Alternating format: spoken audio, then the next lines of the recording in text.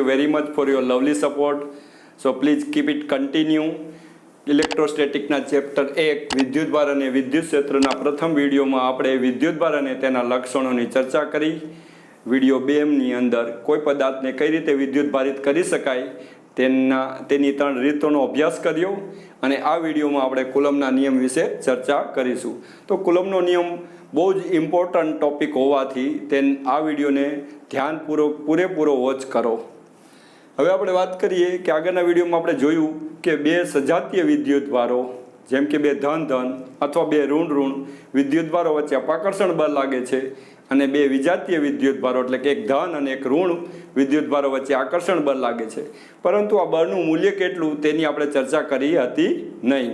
તો વૈજ્ઞાનિક કુલમ નામના વૈજ્ઞાનિકે આ બે વિદ્યુતભારો વચ્ચે લાગતા બળનું મૂલ્ય કેવી રીતે ગણી શકાય તેને માટે એક નિયમ આપ્યો જેને આપણે કહીશું કુલમનો નિયમ. તો અહીંયા આપણે કુલમના નિયમનું વિધાન દર્શાવેલ છે. તો શૂન્યાવકાશ કે હવામાં રહેલા બે બિંદુવત સ્થિર વિદ્યુતભારો વચ્ચે લાગતું વિદ્યુતીય બળ એટલે કે કુલંબ બળ તે બે વિદ્યુતભારોના મૂલ્યના ગુણાકારના સમપ્રમાણમાં અને તેમની વચ્ચેના અંતરના વર્ગના વ્યસ્ત પ્રમાણમાં હોય છે. તો અહીંયા બે બિંદુવત સ્થિર વિદ્યુતભારો Q1 અને Q2 જે બિંદુવત છે, સ્થિર છે અને એમની વચ્ચે અંતર છે R, અને આ બંને વિદ્યુતભારોને શૂન્યાવકાશમાં મૂકેલા છે. તો તેમની વચ્ચે લાગતું વિદ્યુતીય બળ અથવા કુલંબીય બળ F ચલે છે Q1 × Q2 એટલે કે વિદ્યુતભારોના મૂલ્યના ગુણાકારના સમપ્રમાણમાં અને એમની વચ્ચેના અંતરના વર્ગના વ્યસ્ત પ્રમાણમાં. તો અહીંયા F ચલે છે Q1 × Q2/R². તેથી F બરાબર સમપ્રમાણતા અચળાંક લઈશું 1/4πε0 Q1 × Q2/R². તો અહીંયા સમપ્રમાણતા અચળાંક આવ્યો 1/4πε0. તો એ જ્યાં ε0 શું છે તો કે શૂન્યાવકાશની પરમિટિવિટી. અહીંયા બે વિદ્યુતભારો શૂન્યાવકાશમાં એકબીજા વચ્ચે આંતરક્રિયા કરે છે, તેના ફલસ્વરૂપ એકબીજા પર વિદ્યુતીય બળ લગાડે છે. તેમાં શૂન્યાવકાશના કોન્ટ્રીબ્યુશનના માપને આપણે કહીએ છીએ શૂન્યાવકાશની પરમિટિવિટી. તો શૂન્યાવકાશની પરમિટિવિટીને દર્શાવાય છે ε0. આને એપ્સાઇલોન બોલાય અને આને 0 બોલાય.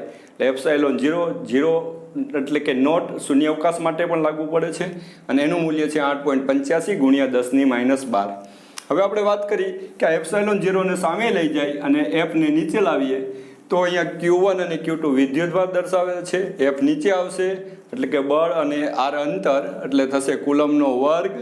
અહીંયા Q1 × Q2 એટલે કુલમનો વર્ગ છેદમાં R² એટલે મીટર સ્ક્વેર. પેલો F નીચે આવશે એટલે ન્યૂટન. તેથી ε0 નો એકમ થશે કુલમનો વર્ગ ન્યૂટન ઇનવર્સ મીટર⁻², અથવા તો કુલમનો વર્ગ પ્રતિ ન્યૂટન મીટર સ્ક્વેર. હવે ε0 ના એકમ આ કુલમનો વર્ગ ન્યૂટન મીટર સ્ક્વેરમાંથી આપણે વાત કરીએ કુલમ, તો કુલમ વિદ્યુતભાર છે તો વિદ્યુતભારનું પારિમાણિક થશે T1A1. અહીંયા સ્ક્વેર છે એટલે સ્ક્વેર લઈશું. ન્યૂટન એટલે કે બળ છે, બળનું પારિમાણિક M1 L1T-2 અને અહીંયા M અંતર દર્શાવશે એટલે કે લેન્થ એટલે L1 અને એનો સ્ક્વેર છે એટલે સ્ક્વેર કરશું. આ બધાનું સાદુરૂપ આપીએ એટલે ε0 નું પારિમાણિક મળશે M-1 L-3T4A2. હવે આપણે વાત કરીએ કે આપણે બે વિદ્યુતભારો વચ્ચે લાગતા બળનું આપણે ગણતરી કરવી હોય ત્યારે આપણે સૂત્ર ઉપયોગ કરવો પડે 1/4πε0 Q1 × Q2/R². એમાં વારંવાર આપણે 1/4πε0 નો ઉપયોગ કરવો પડે. તેથી 1/4πε0 ને બદલે આપણે લઈશું K, જ્યાં પાઈ અને ε0 ની કિંમત મૂકતા K નું મૂલ્ય મળે છે 9 × 10⁹. હવે જો આપણે આને આખો K ગણીએ તો R² સામે જશે અને Q1 Q2 નીચે આવશે એટલે K નો એકમ થશે ન્યૂટન મીટર સ્ક્વેર પર કુલમ સ્ક્વેર. તો અહીંયા જે SI પદ્ધતિમાં K નું મૂલ્ય આવશે 9 × 10⁹ ન્યૂટન મીટર સ્ક્વેર પર કુલમ સ્ક્વેર. CGS પદ્ધતિમાં K નું એક મૂલ્ય આવશે 1 અને એકમ થશે આના પરથી આપણે જોઈ તો ન્યૂટનની જગ્યાએ ડાઇન, મીટરની જગ્યાએ સેન્ટીમીટર સ્ક્વેર અને નીચે કુલમ છે એમાં આપણે CGS નો એકમ જોયો તો ESU એટલે કે ESU નો વર્ગ આવશે. ESU એટલે ઇલેક્ટ્રોસ્ટેટિક યુનિટ. હવે K નું સૂત્ર પારિમાણિક સૂત્ર જોતું હોય તો આપણે એ વાત કરીએ કે ε0 નો એકમ છે કુલમનો વર્ગ ન્યૂટન મીટર સ્ક્વેર અને K નો એકમ છે newton metre square upon coulomb એટલે વ્યસ્ત થઈ જાય છે. તો ε0 ના પારિમાણિક સૂત્રમાં પણ આપણે વ્યસ્ત કરી દઈશું. તો અહીં જ્યાં માઇનસ છે ત્યાં પ્લસ કરી દઈશું અને પ્લસ છે ત્યાં માઇનસ કરશું એટલે K નું પારિમાણિક આવશે M1 L3T-4A-2.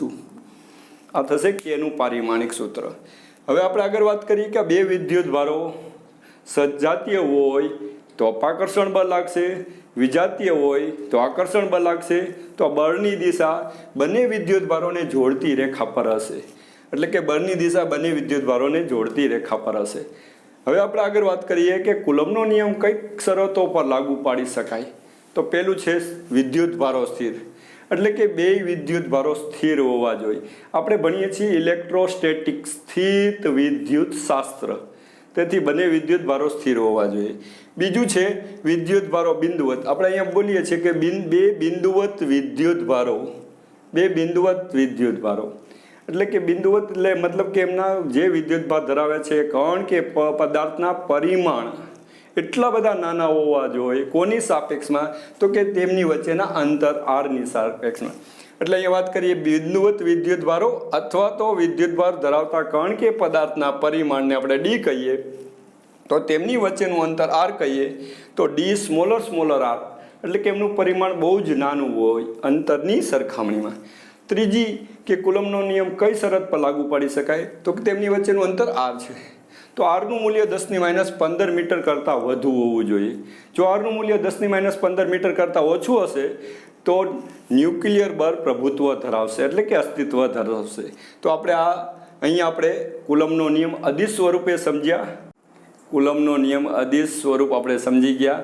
હવે આપણે અહીંયા કુલમ્બનો નિયમ સદિશ સ્વરૂપે તેનો અભ્યાસ કરીશું. તો અહીંયા યામ પદ્ધતિ દર્શાવેલી છે XYZ, એનું ઉગમ બિંદુ O દર્શાવેલું છે. ઉગમ બિંદુ Oની સાપેક્ષે Q1 અને Q2 બિંદુવત વિદ્યુતભાર દર્શાવેલા છે. Q1નો સ્થાન સદિશ R1 અને Q2નો સ્થાન સદિશ R2 દર્શાવેલા છે.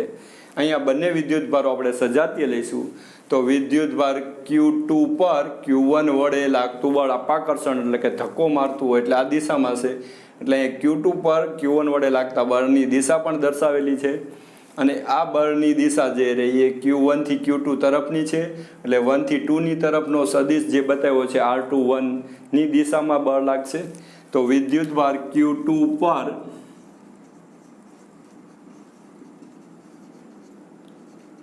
Q1 વડે લાગતું બળ F21 કહીશું આપણે એને. તો કે Q1 × Q2 છેદમાં 1 અને 2 વચ્ચેનું અંતર અહીંયા 2 1 લીધું છે એટલે એને અંતરને નામ આપશું R21 અને એનો વર્ગ. આ બળનું અદિશ સ્વરૂપ થયું. હવે આપણે સદિશ એટલે કે બળની આ દિશા છે તો બળની આ દિશામાં જ આપણે 1 થી 2ની દિશાનો સદિશ બતાવ્યો છે R21 એટલે R21ની દિશાનો એકમ સદિશ આવશે. એટલે R21ની દિશાનો એકમ સદિશ એટલે કે R21 કેરેટ. પરંતુ આપણને ખબર છે કે R21 કેરેટ એટલે કે R21 સદિશ, એનો સદિશ અને સદિશનું નીચે માન એટલે કે R21. હવે R21નું માન એટલે કે 1 અને 2 વચ્ચેનું અંતર તો એને આપણે પણ આ રીતે લખી શકાય R21 સદિશ છેદમાં R2 - R1. અને અહીંયા પણ R21 બરાબર R થશે જોઈએ આપણે તો કે R1 ને આપણે A સદિશ કહી, R1ની હેડ ઉપર આ R21B સદિશ મૂકેલો છે એટલે કે R21 સદિશ બરાબર પ્રથમની પૂછ અને બીજાની હેડ એટલે ત્રીજો સદિશ R કહી એટલે R2 થશે. તો R21 બરાબર R2 સદિશ - R1 સદિશ આવે છે. એટલે આપણે અહીંયા R21 સદિશની જગ્યાએ વાપરી દઈશું આપણે R2 સદિશ - R1 સદિશ અને નીચે એનું માન બતાવ્યું છે. એટલે અહીંયા આપણે R21 કેરેટ છે એ R21 કેરેટ બરાબર આ લખીશું. એટલે ફરીથી આ સદિશ સ્વરૂપે લખેલું છે એટલે અહીંયા આપણે સદિશની દિશા બતાવવી પડશે. એટલે F21 બરાબર KQ1 × Q2 છેદમાં આ R21 જે છે R21 એટલે R2 - R1નું માન છે એટલે R2 - R1નું માનનો વર્ગ અને ગુણ્યા R21 કેરેટ. તો R21 કેરેટ બરાબર આ છે અહીં લખશું એટલે R2 સદિશ - R1 સદિશ અને છેદમાં R2 સદિશ - R1 સદિશ. આખું છે એ R21 કેરેટ બતાવે છે. હવે અહીંયા છેદમાં જોઈએ કે R21 - R1નું માન છે એનો વર્ગ છે, અહીંયા બીજું માન છે એટલે ક્યુબ થશે. એટલે ફરીથી આપણી પાસે બળનું સૂત્ર આવશે F21 બરાબર KQ1 ઇન્ટુ Q2 છેદમાં R2 સદિશ માઇનસ R1 સદિશના માનનો ઘન R2 સદિશ માઇનસ R1 સદિશ આ રીતે થશે. તો આ થશે વિદ્યુતભાર Q2 પર Q1 વડે લાગતું બળ. અહીંયા વિદ્યુતભાર Q2 પર એટલે પહેલાં છે 2, જેના વડે લાગ્યું છે એ 1 પછી છે. તો જેના પર લાગે છે એનો સ્થાન સદિશ પહેલાં લેવાનો અને જેના વડે લાગે છે એનો સ્થાન સદિશ પછી લેવાનો. અને અહીંયા R2 માઇનસ R1 ની દિશા બતાવે છે. એ 1 થી 2 ની દિશા બતાવતો સદિશ છે. હવે આપણે જોઈએ કે વિદ્યુતભાર Q2 પર છે એને બદલે કે વિદ્યુતભાર Q1 પર Q2 વડે લાગતું બળ, એટલે કે Q1 પર Q2 આપણે અહીંયા બંને સજાતીય લીધા છે એટલે એ બળની દિશા આમ થશે અને એ બળનું મૂલ્ય આપશે F12 આ રીતે. તો F12 બરાબર આ રીતે જ લઈ શકાય કે જેના પર લાગતું હોય એ પહેલાં, જેના વડે લાગતું હોય એ પછી.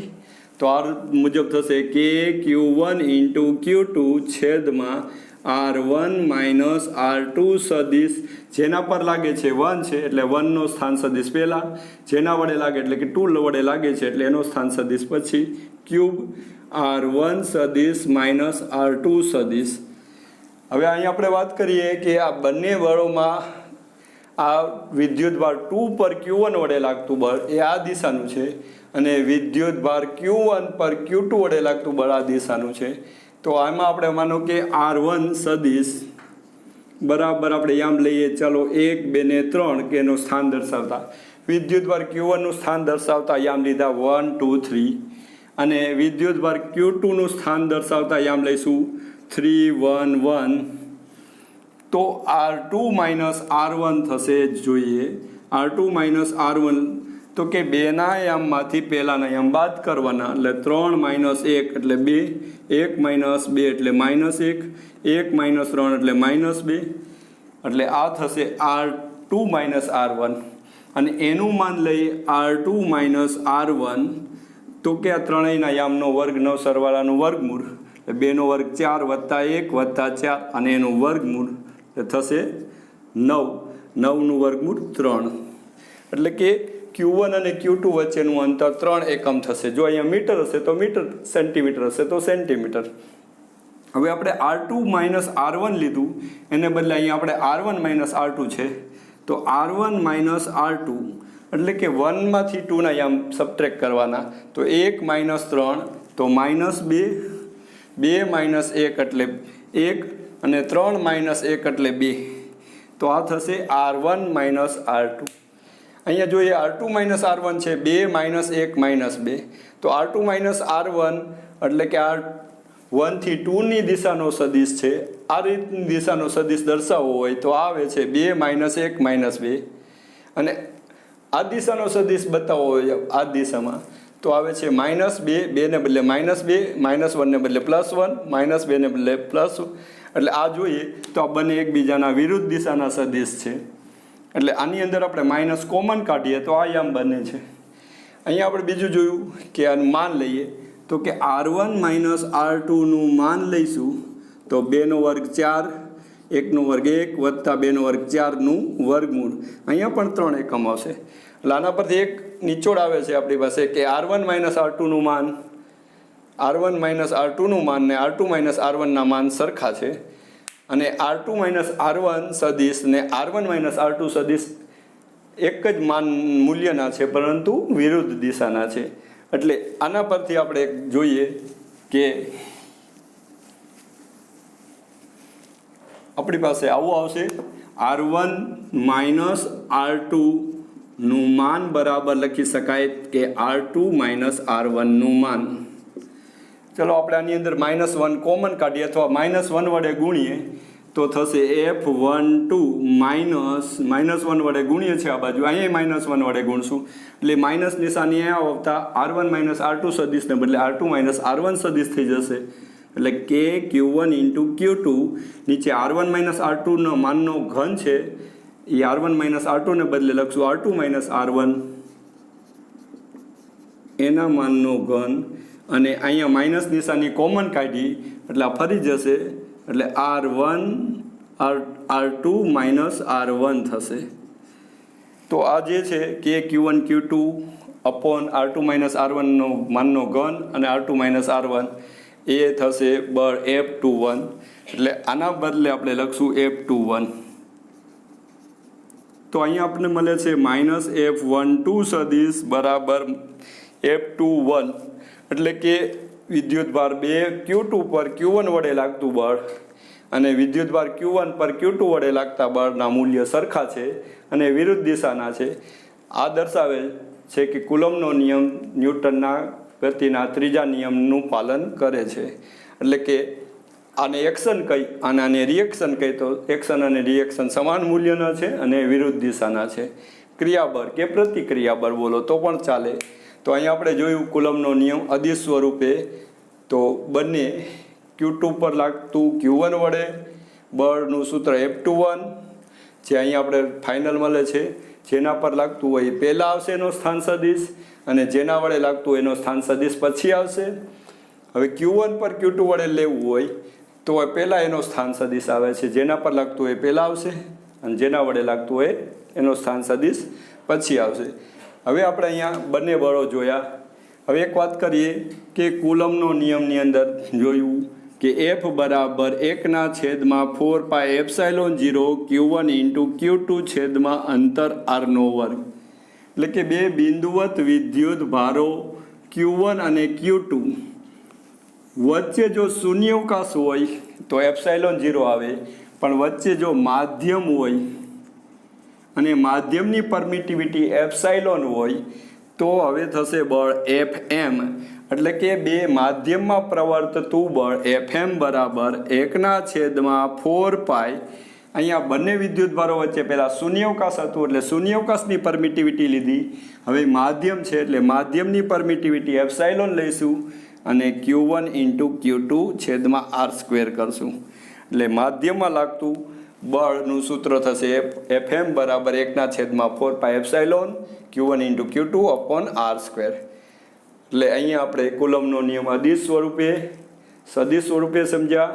તેમજ કુલમ્બનો નિયમમાં આપણે જોયું કે બે વિદ્યુતભારો વચ્ચે શૂન્યાવકાશ હોય તો આ રીતે બળ લાગુ પડશે. અહીંયા ε0 નો 0 નોટ એટલે કે વેક્યુમ માટે વપરાય છે. એટલે અહીંયા શૂન્યાવકાશમાં લાગતા બળને ઘણી વખત આપણે F0 વડે પણ દર્શાવી શકીએ. અને માધ્યમમાં લાગતું હોય તો માધ્યમની પરમિટિવિટી લાગુ પાડી શકાય. તો અહીંયા આપણે આખો કુલમ્બના નિયમનો એક સંપૂર્ણ અભ્યાસ કરી લીધો. Thank you.